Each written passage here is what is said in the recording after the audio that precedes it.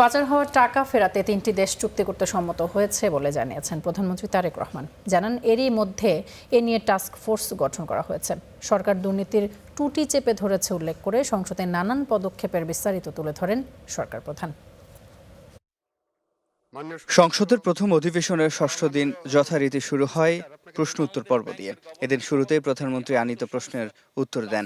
গঠন করা হয়েছে 2009 থেকে 2023 পর্যন্ত দেশ থেকে 234 বিলিয়ন মার্কিন ডলার অর্থ পাচার হয়েছে উল্লেখ করে তিনি বলেন, অর্থ উদ্ধারে 3টি দেশ ইতোমধ্যে চুক্তি করতে সম্মত হয়েছে।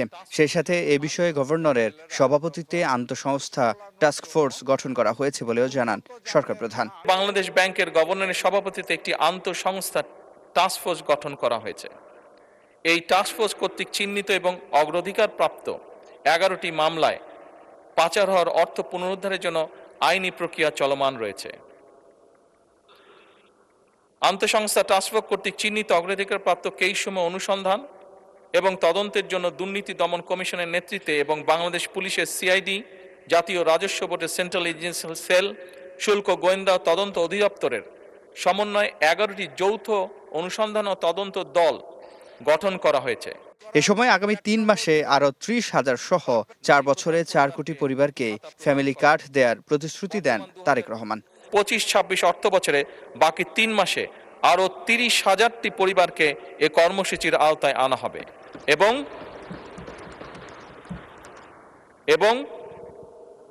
আগামী 4 বছরের মধ্যে দেশব্যাপী 4 কোটি পরিবারের কাছে পর্যায়ক্রমিকভাবে আমাদের এই ফ্যামিলি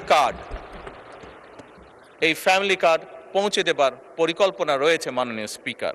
বিরোধী দলের সংসদ সদস্যদের প্রশ্নের উত্তরে প্রধানমন্ত্রী বলেন, ফ্যামিলি ও কৃষক কার্ড দেওয়ার কারণে মূল্যস্ফীতির শঙ্কা নেই, বরং প্রান্তিকের অর্থনীতি সচল হবে বলে জানান তারেক রহমান। আমরা যেহেতু টাকা ছাপিয়ে দিচ্ছি না, কাজে মূল্যস্ফীতি হবে না, বরং আমরা মনে করি এই টাকাগুলো যখন মার্কেটে যাবে, যারা কৃষক কার্ড পাচ্ছেন সেই সকল কৃষক, যারা প্রান্তিক পর্যায়ে নারীরা যারা পাচ্ছেন টাকা, নিশ্চয়ই তারা সিঙ্গাপুর বা বিভিন্ন দেশে টাকা পাচার করবে না, সেই টাকা লোকাল অর্থনীতিতে তারা খরচ করবে। প্রাথমিক বিদ্যালয়ের 2 লাখ শিশুকে বিনামূল্যে স্কুল ড্রেস দেওয়ার কথা জানান প্রধানমন্ত্রী। পাশাপাশি সরকারের নানা প্রতিশ্রুতি বাস্তবায়ন ও অগ্রগতির চিত্র তুলে ধরেন সংসদ নেতা। এই বছরই সরকারি প্রাথমিক বিদ্যালয় ইনশাল্লাহ 2 লক্ষ শিশুর মাঝে বর্তমান সরকার বিনামূল্যে স্কুল ড্রেস বিতরণের পরিকল্পনা বাস্তবায়ন করবে ইনশাল্লাহ।